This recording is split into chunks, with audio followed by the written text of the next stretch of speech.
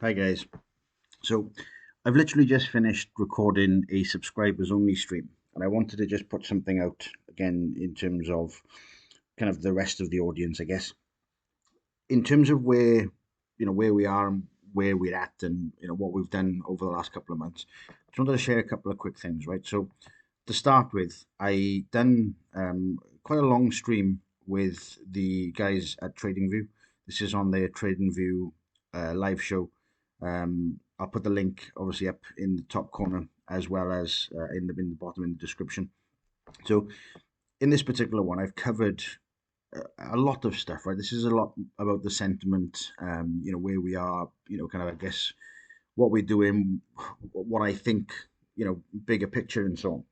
So if you haven't seen this one, it's definitely worth a watch in terms of just understanding kind of the logic, right? Now, as you might not be aware, but if you do follow me, you already know this. So I'm going to give kind of the shameless kind of plug. I've actually just had a book published, and it's a really brilliant feeling, I guess, in terms of becoming an actual published author.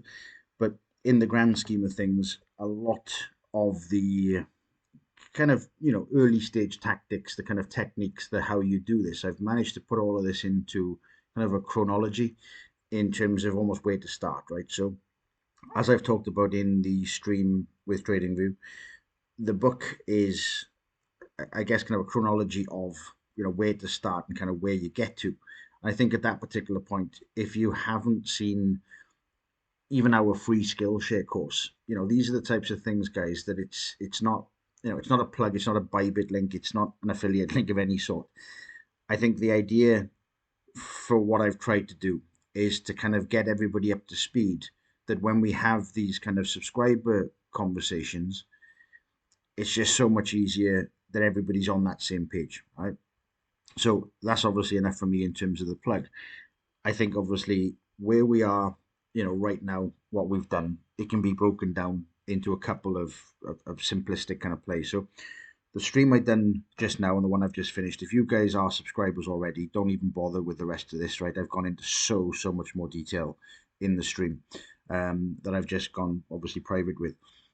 So in essence, I've talked about these indicators and what Peter Hammer has been working on with me for these indicators, what we're actually showing, what these kind of key levels are and kind of why.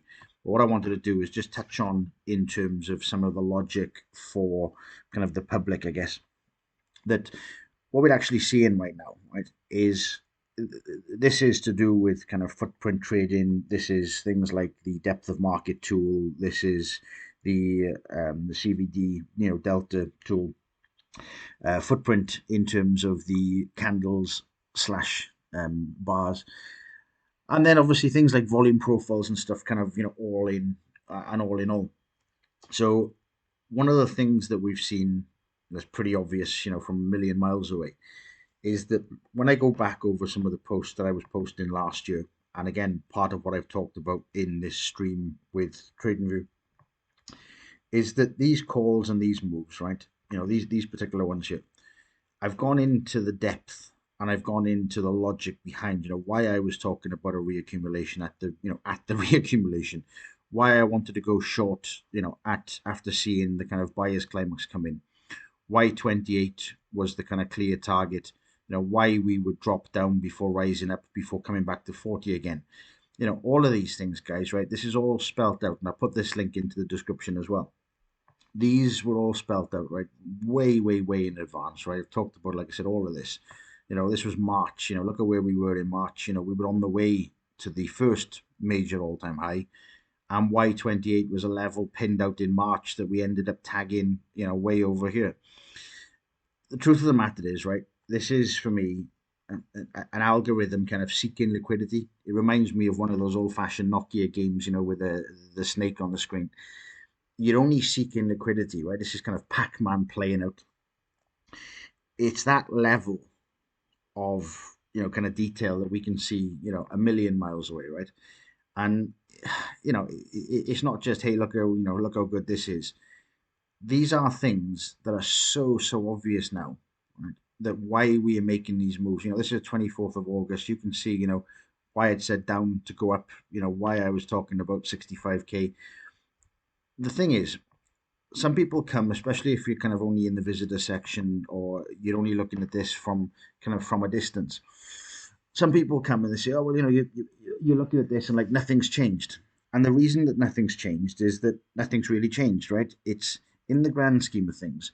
If you want to make money trading these things, you've got to understand, and I think the quote that I've used actually inside the book, the quote that I like, one of the best, by a guy called Jesse Livermore, was actually, there's a time to go long, there's a time to go short, and there's a time to go fishing, right? And this is one of the best quotes you will probably ever hear. But you need to not just hear it and laugh. You need to take that advice, right? There is a time to go fishing, right? And just replace fishing with anything. For me personally, it's golf. It's kind of time off. It's renovating the property. It's the things that you want to do with your life, because your life doesn't have to be around the charts when you understand what it is you're looking for, right? When I look at these calls and seeing them from so far away, right, you can clearly understand where we are within a Wyckoff schematic, where we are at what point within an Elliott wave bias. When you can put all of these things together, it's clear as day as to what we're not likely to do yet. Right? Now, the reason that I'm sharing this and the reason I'm showing this is an indicator that we've got for our subscribers, and this is something that we're about to launch, overall. The idea behind this is to take the footprint, to take the volume delta, to take the profiles, to take even inside the can, if you turn this off, take these off, to put all of this together to understand, one, where we are in a much bigger position, two, where these key levels are situated, and then three, given the strengths. I'll turn this off and put the bars back on. You'll see a slight change in the candle colors, is to actually understand the strength as we near some of these key levels.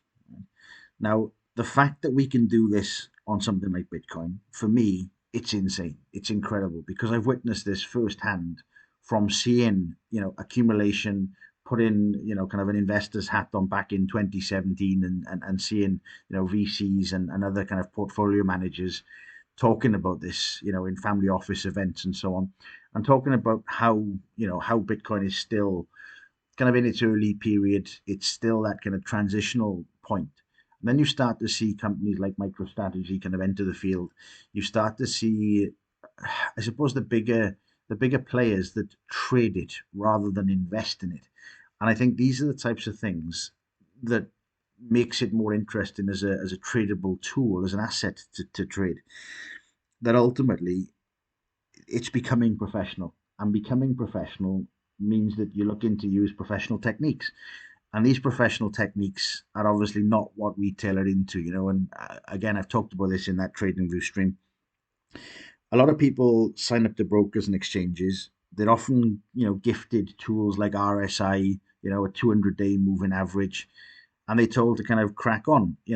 A lot of new traders assume that they've found something different because they've changed the 200-day to a 205 moving, moving average. I think the reality is, guys, these things are tools designed to kind of keep you in that losing pot. A lot of other people will go down the route of, you need so much intel, you need so many pairs, you need so many time frames, you want to be trading all of the time. There's a time to go fishing, and that's all you need to remember, right? When I look at Bitcoin doing its thing right now, it's clear with the kind of numbers. Look at the negative numbers at the bottom we have here. 312, that's 312,000. 209,000, near enough, minus 44. Look at the moves to the upside, right? The moves to the upside haven't cleared the liquidity yet, which means we're very likely in an accumulation phase, as I've talked about for months and months and months. We're at the kind of levels that we want to be accumulating. There's a clear line of what I would regard as fair value, right? And I've talked about this again to the subscribers. There's a clear level that we can now see as fair value, right? Anything over fair value, it's going to be kind of sold off. This is composite man still profit taking, still, playing the accumulation game. Anything under fair value, we're going to see more strength in the buys. But at the moment, we are still pretty early on in the schematic, right? Now, I've talked about obviously key levels if we were already bullish, right? I've talked about how limited those options would be and where they would actually take us to, right? And just for the sake of clarity, if you haven't seen any of those streams, you want to go back and look at my last, 4 or 5 streams in particular, then the major issue for me is how impulsive this does not look, right? And you've only got to compare. A lot of people say, oh, what about this to 2017? What about this to 2021? What about this to 2020? Look at the moves down compared to these moves up, right? We've had, really one major area. Right? And, this one you could say 50-50, right? We've had one major area of real bullishness, right?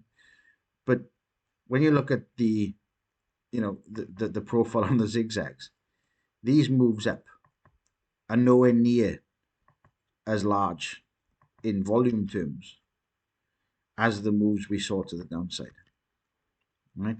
So just give that a thought for a second, right? We're moving up, and there's less interest in the move up. That's how this kind of relates. This is how it translates into what we're seeing.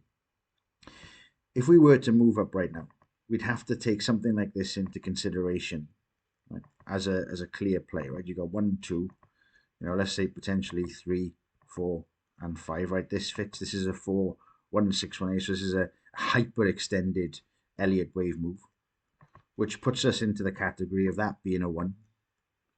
We've got to come back. Let's just go 50%. Normally these are a lot deeper on a 2 move, right? You want to come back down to 50%, which means we're going to see probably 23-ish, I guess, as a probable minimum, right? Even if we were then to go, all out bullish, what we're likely to see from there is a move 1, right? I'm going to probably have to put this either on log scale or zoom out a little bit more, right? What we're likely to see then is a move that looks something like this. I've just frozen on the chart. Okay. We're then very likely to see this type of move, right? And I'm only kind of guessing this in terms of 2. I'm just giving it, benefit of the doubt. We're going to have to go something like this, up 0, 1, back down 2, which then takes us to the potential 3, because we've already had a hyperextension, right, on the small account, which means we're very likely to have less of an extension on the big account because momentum's gone in essence, right? That's the quickest way to visualize this. 4 often comes back into kind of this zone, which is the 618, and obviously the one from before. So I'd say, let's give it a benefit of the doubt, and let's say it's 38. So I'm going to go, for me, these are kind of the sequence. This is the sequence. And therefore, if we can measure this out, to zoom in even further, right, we've actually got a 5, which is very likely to complete, right, or probably not even reach the 62, 63K range, giving us almost a triple top, right? Bitcoin being Bitcoin, we might run up, 65, 67, even 69. It wouldn't be a surprise if we hit 70. But the reality is there's no logic in this current move, if this is the move that we're in, for this to actually reach 100K, right? So it's probably going to be a pretty cold winter again, in the grand scheme of things. If you are believing in, Moon Carl and Plan B and so on, I'm still waiting for Plan B's 135K December, the year before last, and I don't know how people follow these kind of clowns. The reality is, look, guys, you can break this down with simple logic, right? And it's there staring you in the face, right? This is so obvious now in terms of where we are and where we're not, right? So anyway, I hope you enjoyed this one. Enjoy the rest of your weekend. Thanks for tuning in, and I'll see you on the next stream. Cheers, guys.